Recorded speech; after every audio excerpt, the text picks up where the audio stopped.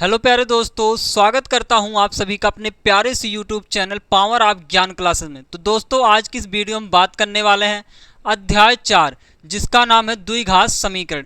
इस चैप्टर के आज हम मोस्ट इंपॉर्टेंट लॉन्ग क्वेश्चन को करने वाले हैं, जो 4 से 6 नंबरों में पूछे जाते हैं और पिछले 4 से 5 सालों से लगातार पूछे भी जा रहे हैं। तो क्वेश्चन क्या कह रहा है? कह रहा है बिना हल किए निम्नलिखित समीकरणों के मूलों के लक्षण बताइए। हमें हल नहीं करना है और मूलों का लक्षण बताना कि कैसा होगा, वास्तविक होगा या फिर काल्पनिक होगा। ये क्वेश्चन 2022, 23 और 24 में पूछा गया है। बिना हल किए हम मूलों का लक्षण कैसे बता सकते हैं? विविधकर के सूत्र से। कैसे बता सकते हैं? विविधकर से सूत्र से। तो यहाँ पर हम सबसे पहले क्या निकालेंगे? विविधकर निकालेंगे। विविधकर को निकालने से पहले जो यहाँ पर समीकरण दिया गया है, इसका तुलना कर लो ax² plus bx plus c से। तो लिखेंगे दी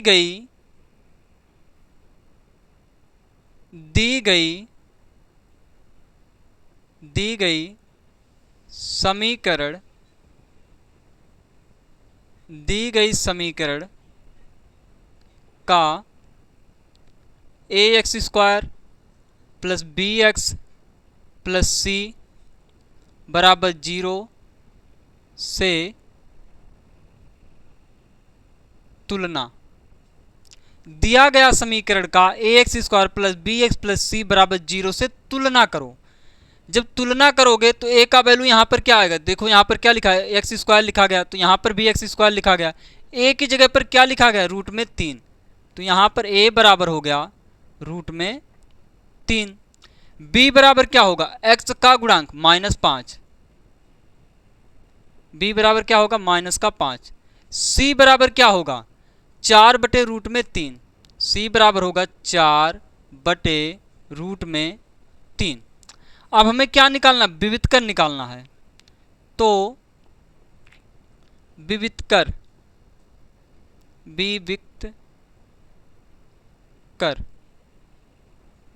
विविधकर का सूत्र क्या होता है?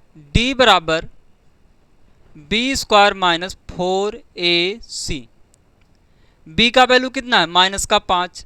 तो -5 का वर्ग कर लो। -4 इंटू a का वैल्यू क्या है? रूट में 3 इंटू c का वैल्यू क्या है? 4/√3। √3 से √3 कट गया, तो -5 का वर्ग करो, कितना आएगा? 25। अब देखो माइनस का 4 गुणे 4 कितना हो जाएगा? 4 चौक 16 माइनस का 16। 25 में से 16 गया, कितना बचेगा? प्लस का 9। अब यहाँ पर हमें ये बताओ, जो हमारा विविधकर आया है वो 9 आया है। ये बताओ 9 0 से छोटा होता है या फिर 0 के बराबर होता है या फिर 0 से बड़ा होता है? तो 9 क्या होता है? 0 से बड़ा होता है। जब हमारा विविधकर 0 से बड़ा होता है तब क्या होता है? दो भिन्न वास्तविक मूल होते हैं। तो इसी चीज को लिख दो। लिखेंगे यहाँ जो हमारा विविधकर है वो 0 से बड़ा है।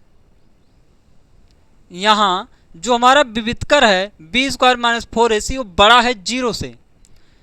तो इस समीकरण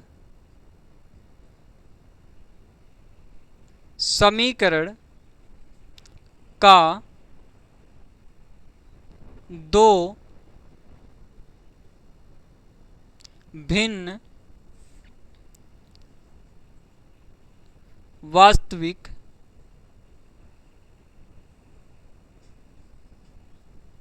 मूल होंगे। इस क्वेश्चन को फिर से समझो। देखो, कहा गया था बिना हल किए समीकरण के मूलों का लक्षण बताइए। मूलों का लक्षण हम कैसे बता सकते हैं? विविधकर के सूत्र से। तो यहां से हमने दिए गए समीकरण का ax² plus bx plus c बराबर 0 से तुलना कर लिया। तुलना करने पर a बराबर हमें रूट में 3 मिल गया, b बराबर -5 मिल गया, c बराबर 4/√3 मिल गया। तो हमने विविधकर का सूत्र लगाया, b² माइनस 4ac, सबका वैल्यू पुट किया तो d बराबर कितना आ गया? 9 आ गया। जब d बराबर 9 आ गया तो यहाँ पर हमने देखा जो विविधकर हमारा है वो 0 से बड़ा है। जब विविधकर हमारा 0 से बड़ा होता है तो इस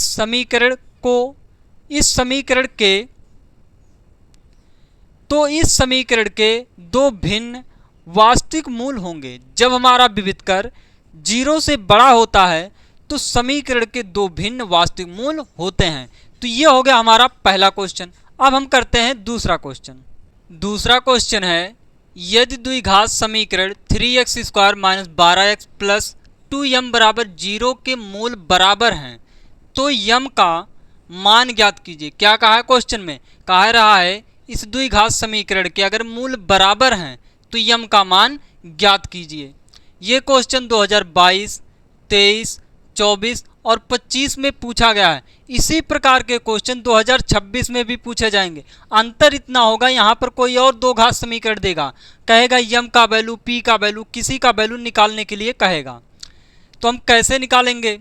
पहले जो दिया गया है उस द्विघात समीकरण का हम ax square plus bx plus c से तुलना कर लेंगे। क्या दिया गया हमें समीकरण? 3x स्क्वायर माइनस का 12x प्लस का 2m बराबर 0। तो जो समीकरण दिया गया है इसका तुलना कर लो। दी गई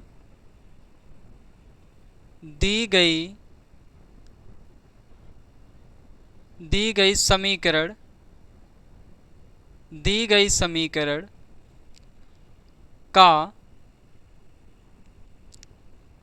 ax square plus bx plus c बराबर 0 से तुलना। दिया गया समीकरण का ax square plus bx plus c बराबर 0 से तुलना कर लो। जब यहां पर तुलना करोगे तो a बराबर क्या आएगा? 3, b बराबर क्या आएगा? माइनस का 12, c बराबर क्या आएगा? प्लस का 2m। ये हो गया। क्वेश्चन में क्या बताया जा रहा है? क्वेश्चन में बताया जा रहा है इस द्विघात समीकरण के मूल बराबर हैं। जब मूल बराबर होगा तो विविधकर हमारा किसके बराबर होगा? 0 के।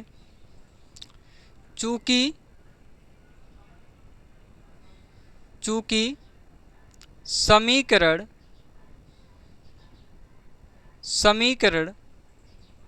का मूल बराबर है तो जो हमारा विविधकर होगा d वो 0 के बराबर होगा।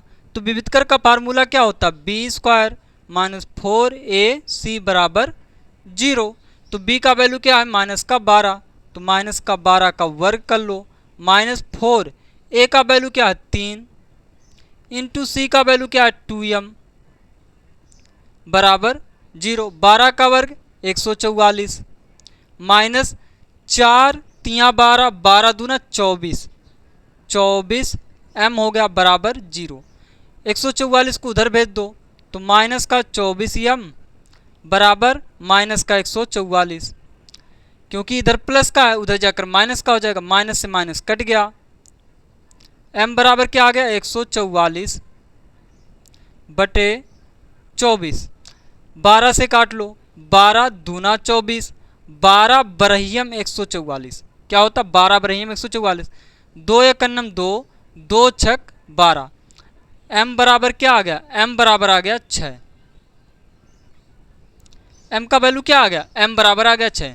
देखो क्वेश्चन में बताया गया था कि इस द्विघात समीकरण के मूल बराबर हैं। जब मूल बराबर हैं इस द्विघात समीकरण के तो विविधकर हमारा 0 के बराबर होगा।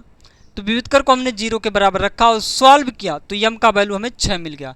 तो ये हो गया हमारा दूसरा क्वेश्चन। अब हम करते हैं अगला क्वेश्चन। तीसरा क्वेश्चन है, समीकरण x square minus 7x plus 12 बराबर 0 के मूलों के व्युत्क्रमों का योगफल ज्ञात कीजिए। हमें क्या ज्ञात करना है? मूलों के व्युत्क्रमों का योगफल ज्ञात करना है। यह क्वेश्चन 2020 और 22 में पूछा गया है और 2026 में पूछा जा सकता है। तो क्या कहा है, मूलों के व्युत्क्रमों का योगफल ज्ञात कीजिए। अगर इस हम द्विघात समीकरण का मूल मान ले, पहला अल्फा है दूसरा बीटा है, तो हमें क्या ज्ञात करना है, मूलों के व्युत्क्रमों का योगफल ज्ञात करना है। व्युत्क्रम का मतलब होता है उल्टा, तो अल्फा का उल्टा क्या होगा, 1 बटे अल्फा होगा, और बीटा का उल्टा क्या होगा, 1 बटे बीटा होगा। कहा है मूलों के व्युत्क्रमों का योगफल ज्ञात कीजिए। हमें क्या ज्ञात करना है, इनका जोड़ ज्ञात करना है। तो इनको सॉल्व करोगे क्या बनेगा, अल्फा और बीटा का एलसीएम क्या हो जाएगा, अल्फा इंटू बीटा, ये हो जाएगा। तो अल्फा का भाग करोगे अल्फा कट जाएगा, बीटा बचेगा, तो बीटा का नाम बीटा हो जाएगा, प्लस बीटा का भाग करोगे बीटा कट जाएगा, अल्फा बचेगा, तो अल्फा का गुणा 1 में करोगे क्या आएगा, अल्फा आएगा। हमें क्या निकालना है, अल्फा प्लस बीटा अगर कहीं से मिल जाए और अल्फा इंटू बीटा मिल जाए तो हम क्या निकाल लेंगे, व्युत्क्रमों का योगफल निकाल लेंगे। तो इस जो समीकरण दिया गया है इसका ax² plus bx plus c बराबर 0 से तुलना कर लो। वहाँ से हमें क्या मिल जाएंगे, a b c का वैल्यू मिल जाएगा। वहाँ से हम निकाल लेंगे अल्फा प्लस बीटा का वैल्यू, अल्फा इंटू बीटा का वैल्यू, फिर यहाँ पर लाकर पुट कर लेंगे। तो क्या लिखेंगे, दी गई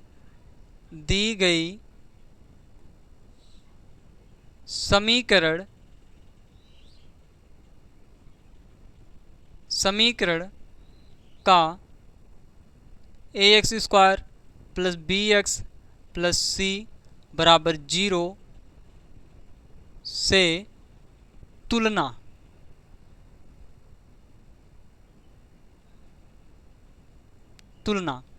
तो यहाँ से a बराबर क्या हो जाएगा, a बराबर हो जाएगा, यहाँ पर कुछ नहीं लिखा गया, कितना होगा 1।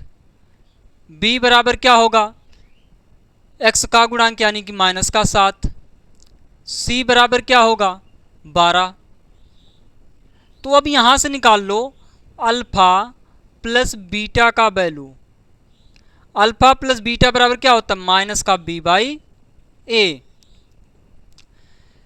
तुम b का वैल्यू क्या है, -7 है, यहाँ पर पहले से माइनस है, तो -7 और माइनस पहले से क्या हो जाएगा, +7 बटे a का वैल्यू क्या है, 1 है।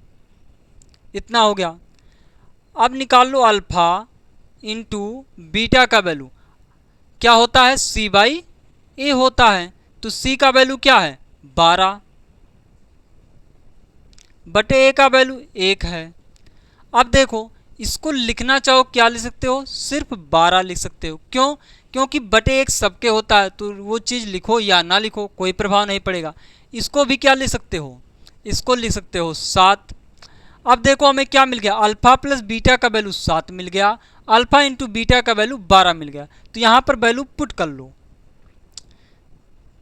तो अल्फा इंटू बीटा यानी कि बीटा प्लस अल्फा को लिख सकते हो अल्फा प्लस बीटा, ऐसे लिख सकते हो, और अल्फा इंटू बीटा। अब देखो अल्फा प्लस बीटा का वैल्यू क्या है, अल्फा प्लस बीटा का वैल्यू 7 है, तो ये हो गया 7 बटे अल्फा इंटू बीटा का वैल्यू क्या है 12 है, तो ये हो गया 12। यही हो गया हमारा आंसर। इस क्वेश्चन को फिर से समझो। देखो क्वेश्चन में कहा क्या गया था, कहा गया था इस द्विघात समीकरण के मूलों के व्युत्क्रमों का योगफल ज्ञात कीजिए। व्युत्क्रम का मतलब होता है उल्टा। अगर इस द्विघात समीकरण के हम मूल को मान लें अल्फा और बीटा हैं, तो हमें क्या ज्ञात करना है, मूलों के व्युत्क्रमों का योग ज्ञात करना है। तो मूलों का व्युत्क्रम करो, यानी कि अल्फा का व्युत्क्रम क्या होगा, उल्टा ही तो करना हमें, तो 1 बटे अल्फा होगा। बीटा का क्या होगा, 1 बटे बीटा होगा। इनको सॉल्व हमने किया कैसे, इनका एलसीएम ले लिया और थोड़ा सा सॉल्व किया, तो क्या बन गया, बीटा प्लस अल्फा बटे अल्फा इंटू बीटा। इसको हम लिखना चाहें तो क्या लिख सकते हैं, अल्फा प्लस बीटा बटे अल्फा इंटू बीटा। तो यहाँ पर हमने देखा, यहाँ पर लिखा गया अल्फा प्लस बीटा और यहाँ पर लिखा गया अल्फा इंटू बीटा। तो ये चीज़ तो हम निकाल सकते हैं। कैसे निकाल सकते हैं, अल्फा प्लस बीटा का फार्मूला लगा कर। तो हमने अल्फा प्लस बीटा का फार्मूला लगाया तो हमें 7 मिल गया, अल्फा इंटू बीटा का फार्मूला लगाया तो कितना मिल गया, 12 मिल गया। तो यहाँ से हमने अल्फा प्लस बीटा का वैल्यू रख लिया और अल्फा इंटू बीटा का वैल्यू रख लिया, जो कि हमारा आंसर आ गया 7 बटे 12। यह हो गया हमारा तीसरा क्वेश्चन। अब हम करते हैं अगला क्वेश्चन। चौथा क्वेश्चन है, ऐसे दो क्रमागत विषम धनात्मक पूर्णांक ज्ञात कीजिए जिनके वर्गों का योगफल 290 हो। हमें क्या ज्ञात करना है? हमें ऐसे दो क्रमागत धनात्मक पूर्णांक ज्ञात करने हैं जिनके वर्गों का अगर हम योग करें तो हमें 290 मिले। ये क्वेश्चन दोस्तों 2022, 23, 24 और 25 में पूछा गया है। ये क्वेश्चन दोस्तों लगातार पूछा जा रहा है और 2026 बोर्ड एग्जाम में भी पूछे जाने का चांस है। तो हम इस क्वेश्चन को कैसे करेंगे? जो चीज पूछा गया उसी चीज को हम मान लेंगे। क्या पूछा गया है? कहा है ऐसे दो धनात्मक विषम पूर्णांक ज्ञात कीजिए जिनके वर्गों का योग 290 हो। तो यहां पर हमें क्या ज्ञात करना है? दो क्रमागत विषम धनात्मक पूर्णांक ज्ञात करने हैं। तो इसी को मान लो। माना पहली क्रमागत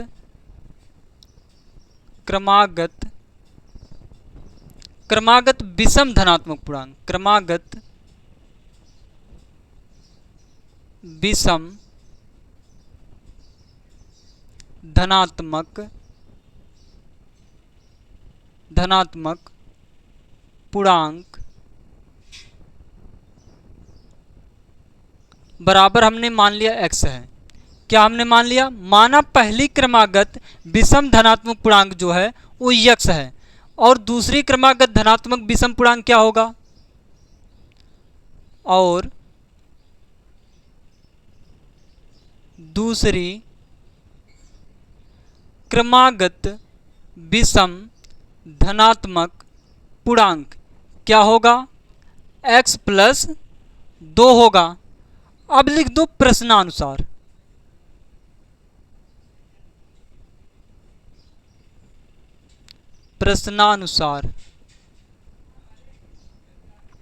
देखो क्वेश्चन में अब कह क्या रहा है?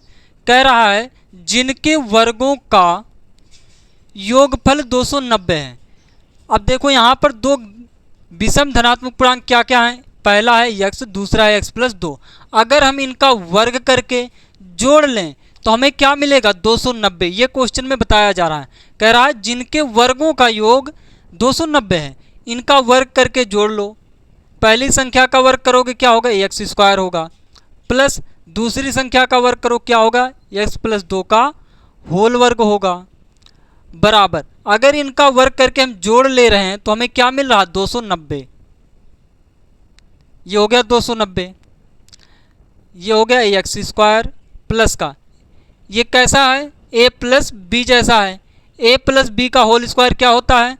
ए स्क्वायर यानी कि एक्स का स्क्वायर प्लस बी स्क्वायर यानी कि 2 का वर्ग प्लस 2ab। 2ab क्या होगा? 2 दूना 4x बराबर 290।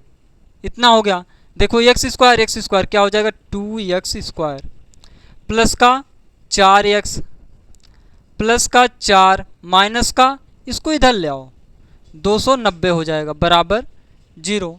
ये हो गया 2x स्क्वायर प्लस का 4x, घटा दो कितना बचेगा? माइनस का 286 बचेगा बराबर 0। अब देखो 2 यहाँ है, 4 यहाँ पर और 2 से ये भी कट जाएगा। तो पूरे समीकरण में 2 का भाग कर दो। जब 2 का भाग यहाँ पर करोगे एक्स स्क्वायर आएगा, 2 का भाग यहाँ पर करोगे 2x आएगा, 2 का भाग यहाँ करो 2 एकन्नम 2, 2 चौक 8, 2 तिया 6 बराबर 0। अब हमें क्या करना है? ये दो घात समीकरण बना हुआ है तो इसका गुणनखंड करना है, तो गुणनखंड कर लो। ये हो जाएगा एक्स स्क्वायर प्लस का 13x माइनस का 11x माइनस का 143 बराबर 0। अब इन दोनों में से कॉमन कर लो। क्या कॉमन होगा? x प्लस 13 हो गया।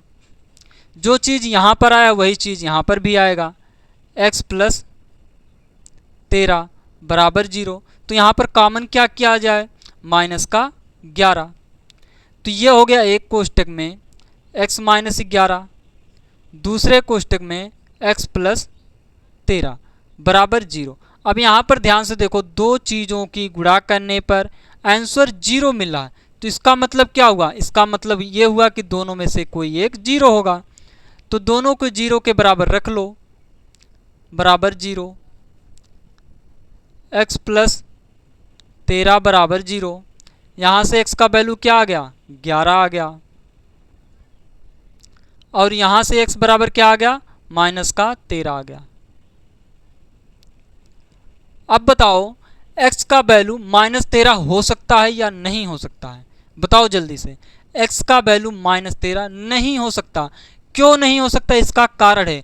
कारण क्या है, जो x है वो क्या है, विषम धनात्मक पूर्णांक है, ऋणात्मक पूर्णांक नहीं है, धनात्मक पूर्णांक है, इसलिए x का वैल्यू -13 नहीं हो सकता। यहाँ पर लिखेंगे x बराबर -13 नहीं हो सकता, नहीं हो सकता, क्योंकि x धनात्मक पूर्णांक है, धनात्मक पूर्णांक है। x क्या है, धनात्मक पूर्णांक है, अतः x बराबर 11 होगा। x बराबर क्या होगा, 11 होगा। तो पहली धनात्मक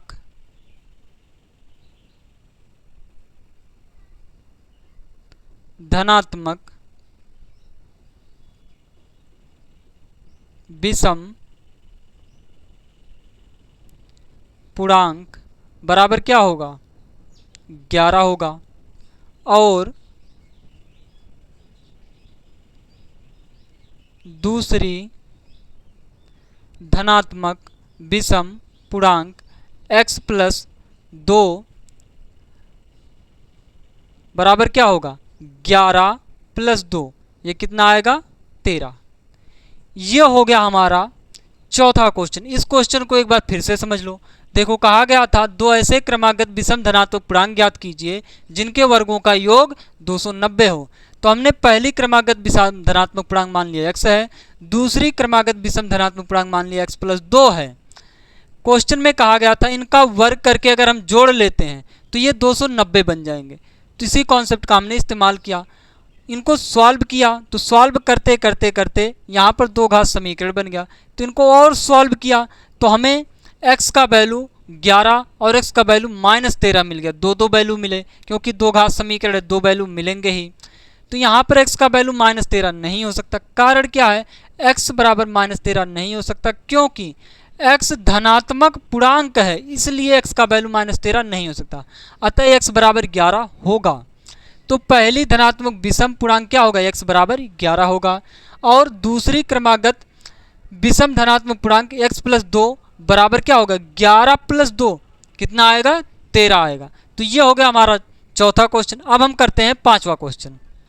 पांचवा क्वेश्चन है, एक रेलगाड़ी एक समान चाल से 360 किलोमीटर की दूरी तय करती है। यदि यह चाल 5 किलोमीटर प्रति घंटा अधिक होती तो वह उसी यात्रा को 1 घंटा कम समय लेती। कहा है रेलगाड़ी की चाल ज्ञात कीजिए। हमें क्या ज्ञात करना है, रेलगाड़ी की चाल ज्ञात करना है। इस क्वेश्चन को एक बार फिर से समझो। देखो क्वेश्चन में क्या कहा है, एक रेलगाड़ी एक समान चाल से 360 किलोमीटर की दूरी तय करती है। एक रेलगाड़ी है जो 360 किलोमीटर की दूरी एक समान चाल से तय कर रही है। यदि यह चाल 5 किलोमीटर अधिक होती तो वह उसी यात्रा में 1 घंटे का समय कम लेती।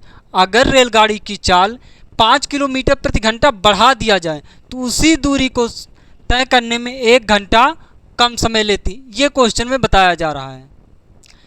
कहा जा रहा है रेलगाड़ी की चाल ज्ञात कीजिए। तो ऐसे क्वेश्चन में जो पूछा जाता है उसी को तो हम मान लेते हैं। तो हम मान लेंगे रेलगाड़ी की चाल x है। ये क्वेश्चन दोस्तों 2019, 20 और 24 में पूछा गया है। तो जो पूछा गया है उसी को मान लो। क्या पूछा गया है, रेलगाड़ी की चाल पूछा गया, तो रेलगाड़ी की चाल मान लो। माना रेलगाड़ी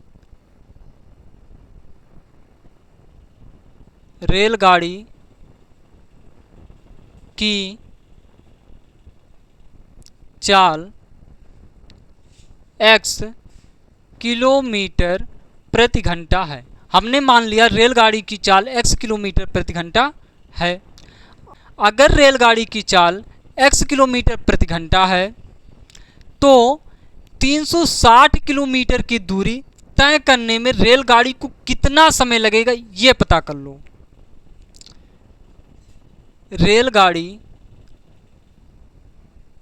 रेलगाड़ी को 360 किलोमीटर की दूरी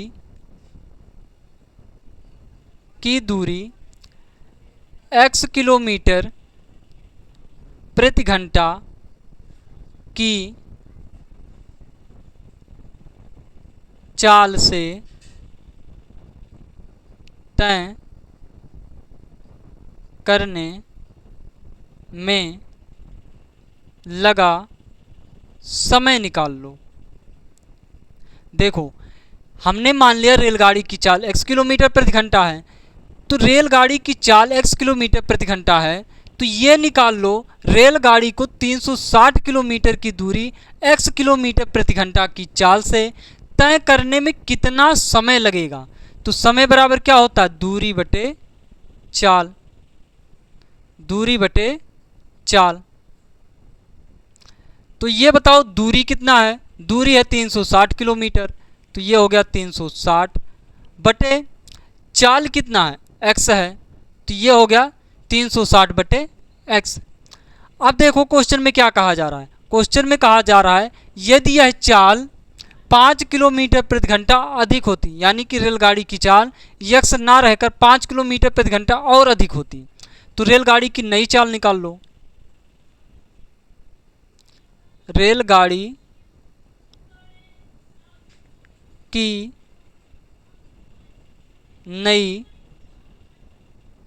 चाल, क्वेश्चन में क्या कहा गया, 5 किलोमीटर प्रति घंटा अधिक होती, तो पहले x थी, अगर 5 किलोमीटर प्रति घंटा बढ़ा दिया जाए कितना हो जाएगा, x प्लस 5 हो जाएगा किलोमीटर प्रति घंटा। अगर रेलगाड़ी की चाल x प्लस 5 किलोमीटर प्रति घंटा है तो ये निकाल लो 360 किलोमीटर की दूरी तय करने में अब कितना समय लगेगा। रेलगाड़ी को 360 किलोमीटर की दूरी x प्लस 5 किलोमीटर प्रति घंटा की चाल से तय करने में लगा समय बराबर क्या होता है, दूरी बटे चाल होता है, दूरी बटे चाल। तो दूरी क्या है, दूरी वही 360 है, चाल क्या है, चाल इस बार बदल गया है, क्या है चाल, x प्लस 5 है।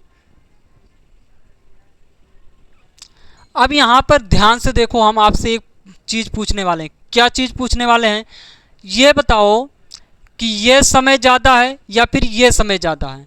देखो ये दोनों क्या हैं, समय ही हैं, तो ये बताओ कौन सा समय ज़्यादा है, ये समय ज़्यादा है या फिर ये समय ज़्यादा है।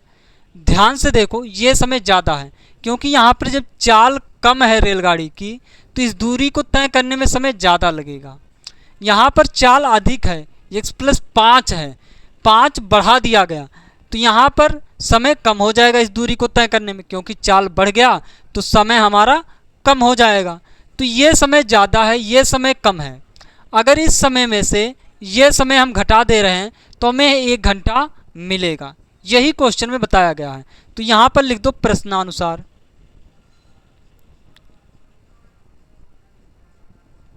प्रश्नानुसार क्वेश्चन में क्या कहा गया है, जो समय का अंतर है वो 1 घंटा कम समय लेता है। तो इस समय में से ये समय घटा दो, क्या है 360 बटे एक्स माइनस 360 बटे एक्स प्लस 5। अगर इन दोनों का हम अंतर निकालेंगे तो हमें कितने का मिलेगा, 1 घंटे का। यही क्वेश्चन में कहा गया है। अब इनका एलसीएम ले लो। एलसीएम क्या होगा, x इंटू एक्स प्लस 5। अब देखो x का भाग करोगे x कट जाएगा, इतना बचेगा। इसका इसमें गुणा कर लो। जब x का गुणा 360 में करोगे तो 360 x आएगा, प्लस 5 का गुणा कर लो, 5 शून्यम शून्य, 5 छक 30 के शून्य, हासिल 3, 5 तियाँ 15 3 18, ये हो गया 1800। अब है माइनस, माइनस लगा दो, इसका भाग करोगे तो ये पूरा कट जाएगा, बचेगा x, x का गुणा कर लो, 360 x बराबर 1। अब देखो प्लस का 360 x माइनस का 360 x, इससे ये कट गया, क्या बचा,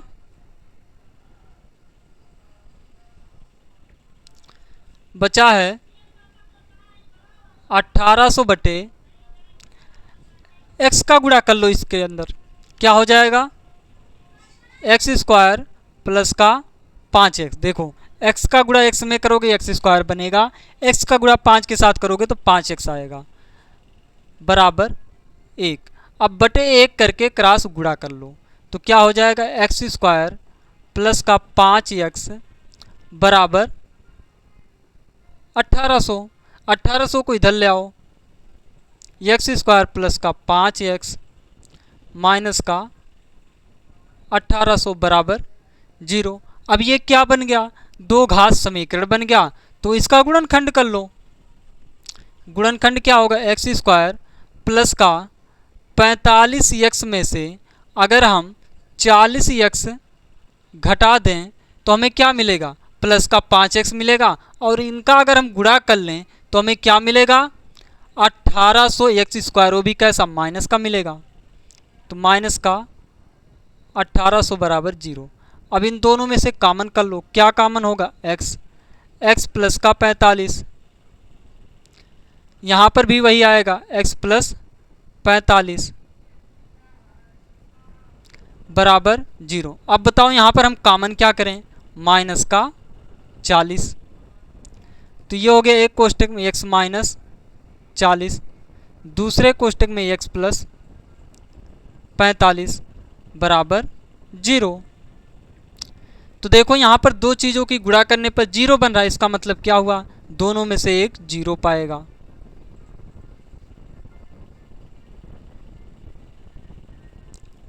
यहाँ से x बराबर आ गया प्लस का 40, यहाँ से x बराबर आ गया माइनस का 45। तो ये बताओ x का वैल्यू माइनस का 45 हो सकता है, नहीं हो सकता है। क्यों नहीं हो सकता है x का वैल्यू माइनस 45, क्योंकि ये रेलगाड़ी की चाल है, चाल कभी ऋणात्मक में नहीं होती है। तो लिख दो x बराबर माइनस 45 नहीं हो सकता, क्योंकि x रेलगाड़ी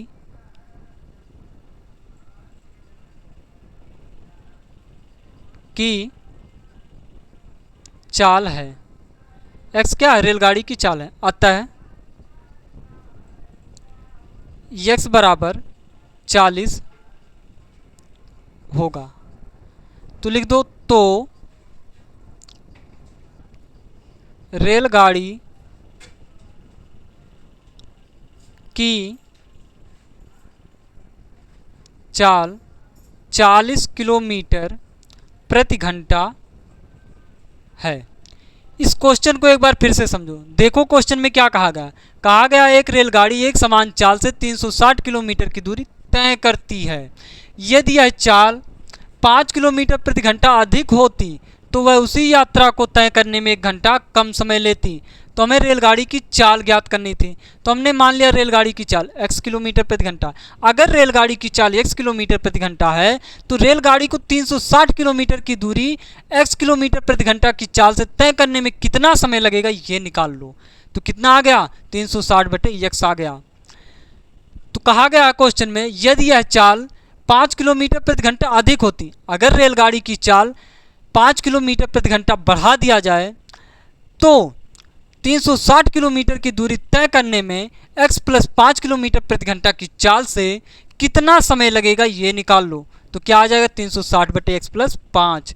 तो हमने यहाँ पर ध्यान से देखा ये भी समय है, ये भी समय है, तो कौन सा समय ज़्यादा है, ये समय ज़्यादा है, ये समय कम है।